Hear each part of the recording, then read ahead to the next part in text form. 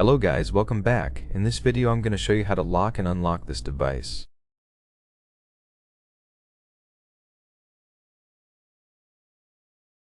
Right now when I try to power it on, there's an indicator above the key, which means the device is locked.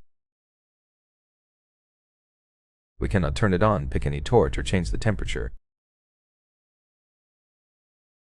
To fix it, click and hold this key. When it blinks and you hear the notification sound twice, it means it's unlocked and we can turn it on.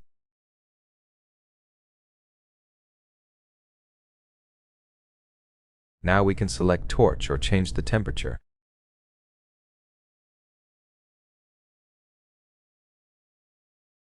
To lock it back, just click and hold the key once more. Now we're unable to change the temperature on this device. That's all for this video. If you found it helpful, remember to leave a like, comment, and subscribe.